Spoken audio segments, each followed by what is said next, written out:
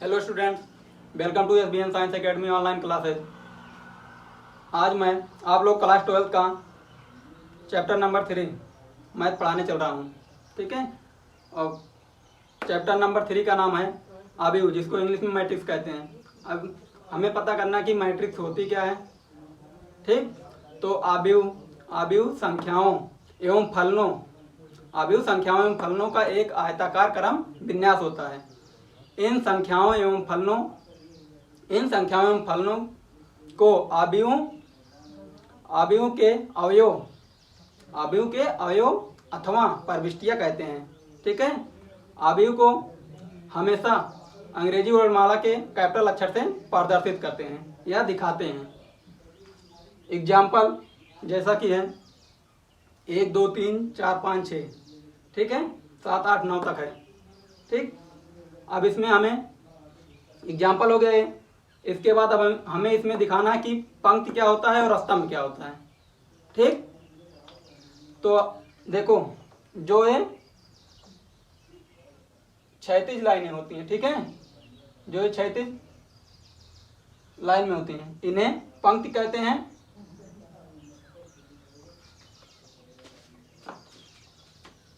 इन्हें क्या कहते हैं? पंक्ति। ठीक है,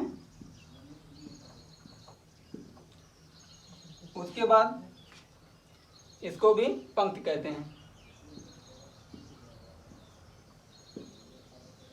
ये भी है पंक्ति। उसके बाद जो ऊर्ध्वाधर लाइनें होती हैं, ठीक है, इनको हम स्तंभ कहते हैं। क्या कहते हैं? स्तंभ। ठीक, इससे यहाँ से हमें यह पता चला कि क्षैतिज रेखाएं और ऊर्ध्वाधर रेखाएं मतलब स्तंभ और पंक्ति प्राप्त हुआ।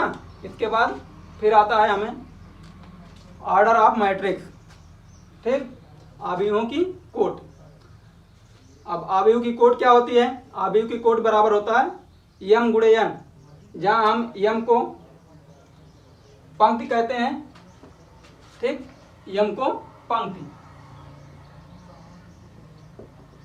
और एन को स्तंभ।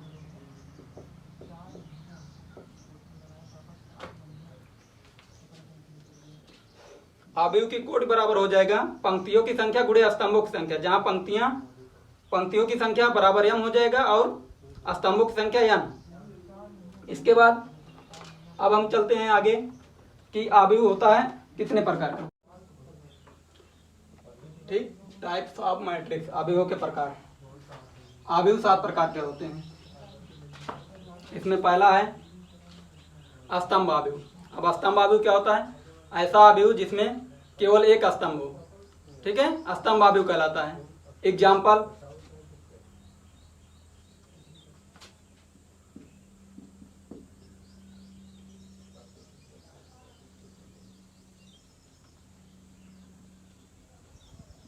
ठीक है, ये हुआ स्तंभ आव्यूह, क्योंकि इसमें स्तंभों की संख्या 1 है।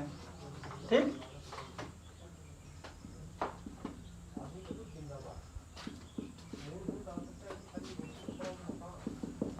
स्तंभों की संख्या 1 एवं पंक्तियों की संख्या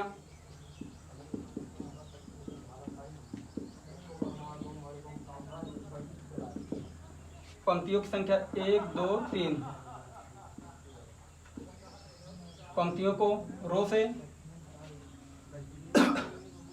दिखाते हैं और कॉलम को सी से। ठीक है, तो पंक्तियों की संख्या यहाँ पे क्या हुआ? 3। इसके बाद अब दूसरा आता है रो मैट्रिक्स। ठीक है, पंक्ति आव्यूह। तो पंक्ति आव्यूह होता है जिसमें पंक्तियों की संख्या 1 हो। ठीक है, पंक्ति आव्यूह कहलाता है। 1 2 3 कुछ भी ले सकते हैं। इसमें पंक्तियों की संख्या कितनी है? 1।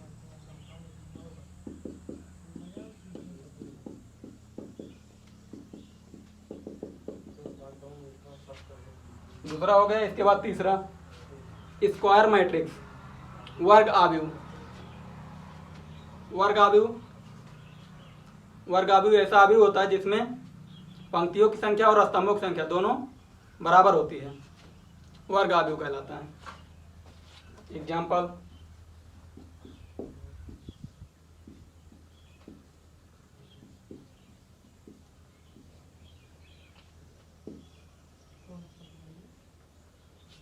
इसमें देखो पंक्तियों की संख्या और स्तंभों की संख्या बराबर है ना। पंक्तियों की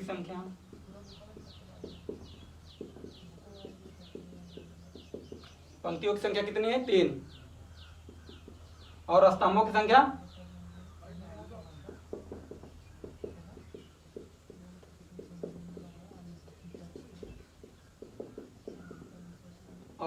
संख्या भी 3 है। ये हो गया। इसके बाद अब चौथा नंबर आता है डायगोनल मैट्रिक्स, विकर्ण आव्यूह। अब विकर्ण आव्यूह क्या होता है? ऐसा आव्यूह जिसमें विकर्ण को छोड़कर बाकी अन्य अवयव 0 हो जाएं या शून्य हो जाए तो विकर्ण आव्यूह कहलाता है। एग्जाम्पल,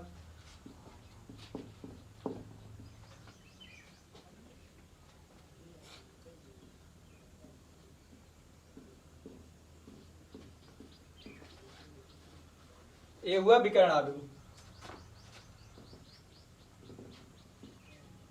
इसमें विकर्ण को छोड़कर बाकी अन्य अवयव क्या हो जा रहे हैं? 0 हो जा रहे हैं। ठीक।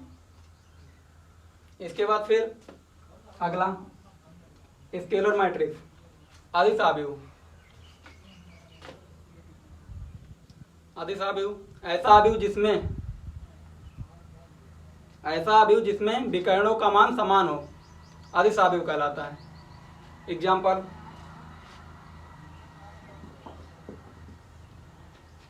जीरो जीरो, -1 -1, कुछ भी ले सकते हैं। ये हुआ। देखो इसमें विकर्णों की संख्या क्या है? सेम है। ऐसे दूसरा और एग्जाम्पल ले सकते हैं, जैसे हो गया 1 1 2 2। ठीक है, ये भी हो गया अदिश आव्यूह। इसके बाद अब छठवां नंबर आता है तत्समक आव्यूह, आइडेंटिटी मैट्रिक्स। अब तत्समक आव्यूह क्या होता है? ऐसा आव्यूह जिसमें विकर्णों की संख्या 1 हो। ठीक। एग्जाम्पल,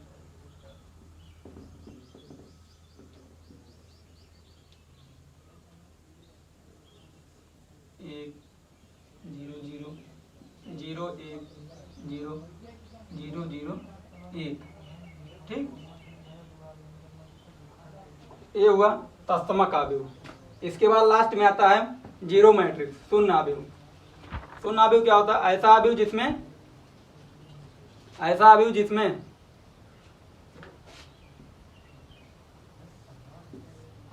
जिसमें सभी अवयव शून्य हो।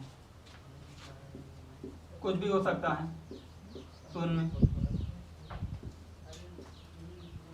शून्य आव्यूह कहलाता है। ठीक। ये हो गए आव्यूहों के प्रकार। आव्यूह कितने प्रकार के होते हैं? आव्यूह 7 प्रकार के होते हैं। पहला उसमें स्तंभ आव्यूह, दूसरा पंक्ति आव्यूह, तीसरा वर्ग आव्यूह, उसके बाद चौथा विकर्ण आव्यूह, फिर अदिश आव्यूह, तत्समक आव्यूह, शून्य आव्यूह।